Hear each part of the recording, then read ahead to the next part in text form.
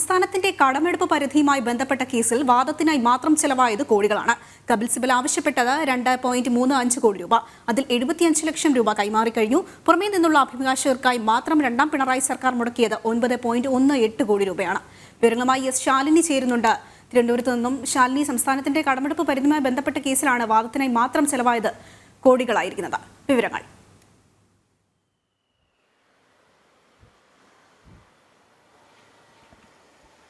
സംസ്ഥാനം കടുത്ത സാമ്പത്തിക പ്രതിസന്ധിയിൽ മുൻപോട്ട് പോകുമ്പോഴാണ് ഈ കടമെടുപ്പ് പരിധിയുമായി ബന്ധപ്പെട്ട കേസിലേക്ക് അല്ലെങ്കിൽ അത്തരത്തിലൊരു നടപടിയിലേക്ക് സുപ്രീം കോടതിയിലേക്ക് നീങ്ങാൻ സംസ്ഥാന സർക്കാർ തയ്യാറായത്. കേന്ദ്രത്തിൽ നിന്നും കടമെടുക്കുന്ന ഒരു പരിധി വർദ്ധിപ്പിക്കണമെന്ന് ആവശ്യപ്പെട്ടുകൊണ്ടും അത്തരത്തിലൊരു ഹർജിയുമായിട്ടായിരുന്നു അന്ന് സുപ്രീം കോടതിയിലേക്ക് സംസ്ഥാന സർക്കാർ പോയത്. ഇതുമായി ബന്ധപ്പെട്ട കേസ് വാദത്തിനാണ് ഇപ്പോൾ സീനിയർ അഭിഭാഷകനായ സുപ്രീം കോടതിയിലെ സീനിയർ അഭിഭാഷകനായ കപിൽ സിബനായി നൽകിയിട്ടുള്ളത് കോടികളാണ് എന്നുള്ള കണക്കുകൾ കൂടി ഈ ഘട്ടത്തിൽ പുറത്തു വരുന്നത്.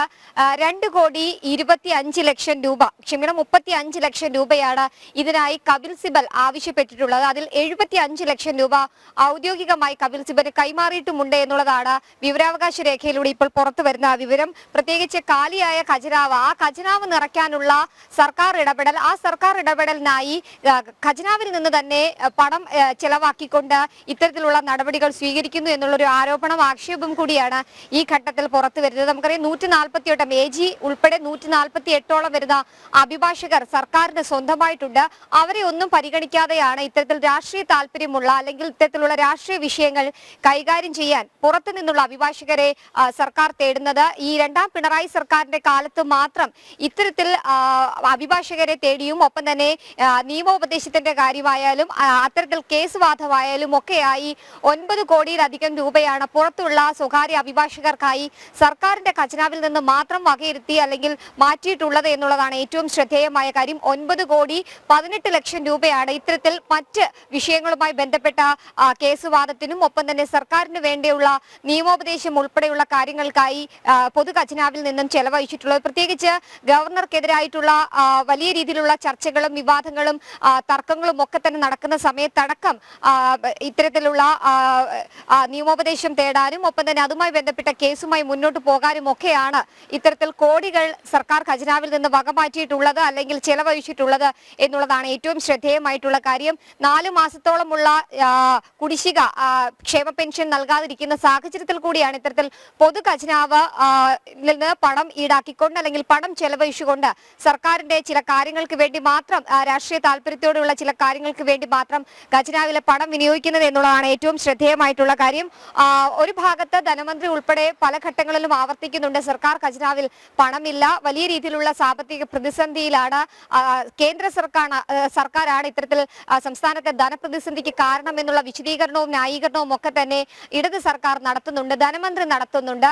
വിവിധ CPM-ന്റെ മുതിർന്ന നേതാക്കന്മാർ ഉൾപ്പെടെയുള്ളവർ അത്തരത്തിലുള്ള വിശദീകരണവും ന്യായീകരണവുമായിട്ടാണ് പല ഘട്ടങ്ങളിലും രംഗത്തെത്താറുള്ളത്. പക്ഷെ അവിടെയാണ് ഇത്തരത്തിൽ സീനിയർ അഭിഭാഷകന്മാർക്കായി സുപ്രീം കോടതിയിലേക്ക് വാദത്തിനും ഒപ്പം തന്നെ മറ്റ് കേസുകൾക്കുമൊക്കെയായി ഖജനാവിൽ നിന്ന് ഇത്രയധികം രൂപ ചെലവഴിക്കുന്നത് എന്നുള്ളതാണ് ഏറ്റവും ശ്രദ്ധേയമായിട്ടുള്ള കാര്യം. ഈ കടമെടുപ്പ് പരിധി വർദ്ധിപ്പിക്കുന്നതുമായി ബന്ധപ്പെട്ട സുപ്രീം കോടതിയിലേക്ക് പോയ കേസിനാണ്, അതിന്റെ വാദത്തിനാണ് കപിൽ സിബലിനായി 2.35 ലക്ഷം രൂപ വേണമെന്ന് ആവശ്യപ്പെട്ടിട്ടുള്ളത്. അതിൽ ഔദ്യോഗികമായി 75 ലക്ഷം രൂപ കൈമാറിയിട്ടുമുണ്ട്. ഒപ്പം തന്നെ മറ്റ് കേസുകളുടെ വാദത്തിനും അതിന്റെ നിയമോപദേശം ഉൾപ്പെടെ തേടുന്ന ആവശ്യങ്ങൾക്കുമായി 9 കോടിയിലധികം രൂപ സ്വകാര്യ അഭിഭാഷകർക്കായും ഖജനാവിൽ നിന്ന് മാറ്റിയിട്ടുണ്ട്.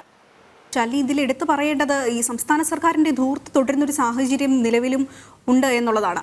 ഈ നവകേരള പോലെയുള്ള സംഭവങ്ങളിലൊക്കെ നമ്മൾ കണ്ടതാണ് സംസ്ഥാന സർക്കാരിന്റെ ധൂർത്ത്. അതിനോടൊപ്പം ഖജനാവ് ഖാലി എന്ന് പറയുന്നു. അതോടൊപ്പമാണ് ഇപ്പോൾ കോടികൾ ഈ കേസിന് മാത്രമായി ചെലവഴിച്ചിരിക്കുന്നത്.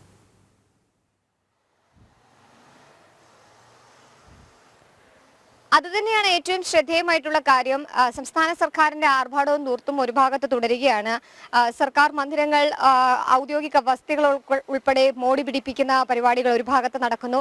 മറുഭാഗത്ത് സർക്കാരിന്റെ എന്ന പേരിൽ അല്ലെങ്കിൽ സർക്കാർ നടത്തുന്ന പരിപാടികൾ എന്ന പേരിൽ ആർഭാടവും ധൂർത്തും ഒരു ഭാഗത്ത് തുടരുകയാണ്. നവകേരള സദസ്സ്, കേരളീയം, തൊട്ടു പിന്നാലെ ഇപ്പോൾ മുഖ്യമന്ത്രി തന്നെ നേരിട്ട് പങ്കെടുക്കുന്ന മുഖാമുഖം പരിപാടിയൊക്കെ തന്നെ നടന്നുകൊണ്ടിരിക്കുകയാണ്. LDF-ന്റെ മണ്ഡല പര്യടനങ്ങൾക്കൊക്കെ തന്നെ തുടക്കമാകുന്ന ഒരു സാഹചര്യം കൂടിയുണ്ട്.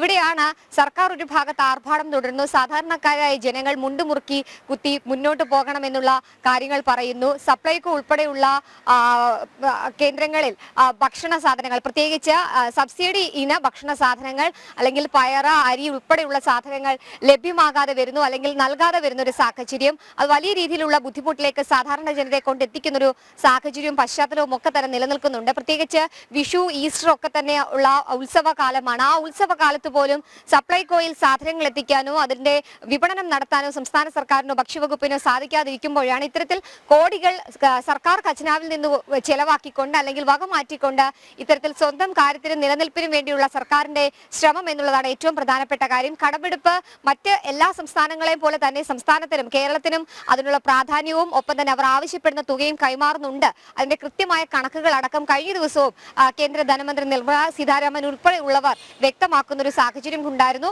നിർമ്മല സീതാരാമൻ പല ഘട്ടങ്ങളിലും ആവർത്തിക്കുന്നുണ്ട് ഈ കടമെടുപ്പിന്റെയും ഒപ്പം തന്നെ പല കാര്യങ്ങളുടെയും കണക്കുകൾ കൃത്യമായി കേരളം കേന്ദ്രത്തിന് നൽകുന്നില്ല. അവിടെയാണ് സർക്കാർ വീഴ്ചയിലാണ് പല ഫണ്ടുകളും ലാപ്സായി പോകുന്നതടക്കമുള്ള വിമർശനങ്ങൾ മുൻപ് കേരളത്തിൽ വന്നപ്പോഴും ധനമന്ത്രി നടത്തിയതാണ്. പക്ഷെ അവിടെയാണ് ഇത്തരത്തിൽ അത്തരം കണക്കുകൾ കാണിക്കാതെ ഇത്തരത്തിലുള്ള ചെലവുകൾ ഒരു ഭാഗത്ത് നടത്തുന്നു, ഒപ്പം അതിന് ഇരയായി സാധാരണ ജനങ്ങൾ സംസ്ഥാനത്തെ മാറുന്നു എന്നുള്ളതാണ് ഏറ്റവും ശ്രദ്ധേയമായിട്ടുള്ള കാര്യം. 4 മാസത്തോളമായിട്ടുള്ള ക്ഷേമ പെൻഷൻ കുടിശ്ശിക കിടക്കുന്നു. നെല്ല് സംഭരണത്തിനുള്ള പണം മുഴുവനായി എല്ലാ കർഷകർക്കും അവരുടെ അക്കൗണ്ടിലേക്കോ കൈകളിലേക്കോ എത്തിയിട്ടില്ല. സ്കൂളിന്റെ ഉച്ചഭക്ഷണം ഉൾപ്പെടെയുള്ള നടപടികൾ വൈകുന്നു. സ്കൂളുകളുടെ കഴിഞ്ഞ പരീക്ഷാ കാലത്തേക്ക് തന്നെ ക്വസ്റ്റ്യൻ പേപ്പർ ഉൾപ്പെടെ പ്രിന്റ് ചെയ്യുന്നതിന് ആവശ്യമായ ഫണ്ടും ഒപ്പം തന്നെ പരീക്ഷാ നടത്തിപ്പിനുള്ള ചെലവ് സ്കൂളുകളുടെ തനത് ഫണ്ടിൽ നിന്ന് തന്നെ എടുക്കണമെന്നുള്ള ഔദ്യോഗിക ഉത്തരവ് വരുന്നു. അത്തരത്തിൽ നിരവധിയായിട്ടുള്ള പ്രശ്നങ്ങൾ സംസ്ഥാന സർക്കാർ ഈ ഒരു സാമ്പത്തിക പ്രതിസന്ധിക്കിടെ നേരിടുമ്പോഴാണ്, അല്ലെങ്കിൽ അത് വരുത്തി തീർക്കുമ്പോഴാണ് മറുഭാഗത്ത് ഇത്തരത്തിൽ അവരുടെ ഇഷ്ടക്കാർക്ക് വേണ്ടിയും ഒപ്പം തന്നെ അവരുടെ രാഷ്ട്രീയ താല്പര്യങ്ങൾക്ക് വേണ്ടിയും കോടികൾ ചെലവഴിക്കുന്നത് എന്നുള്ളതാണ് ഏറ്റവും ശ്രദ്ധേയമായിട്ടുള്ള കാര്യം. എന്തായാലും ഇപ്പോൾ സുപ്രീം കോടതിയിലെ കേസ് വാദനത്തിനായിട്ട് മാത്രമാണ് കപിൽ സിബലിന് 2.35 കോടി രൂപ ആവശ്യപ്പെട്ടിട്ടുള്ളത്. അതിൽ 75 ലക്ഷം രൂപ കൈമാറിയിട്ടുമുണ്ട്. പൊതുഖജനാവ് ഇത്രയധികം സാമ്പത്തിക പ്രതിസന്ധിയിലൂടെയും ധനപ്രതിസന്ധിയിലൂടെയും നീങ്ങുമ്പോഴാണ് അവിടെ നിന്നും പണം ഈടാക്കിക്കൊണ്ട് സർക്കാർ ഇത്തരത്തിലുള്ള കേസും ഒപ്പം തന്നെ ഹർജികളും നടപടിക്രമങ്ങളും നിയമ നടപടികളുമായി മുന്നോട്ട് പോകുന്നത് എന്നുള്ളതാണ് ഏറ്റവും ശ്രദ്ധേയമായിട്ടുള്ള കാര്യം.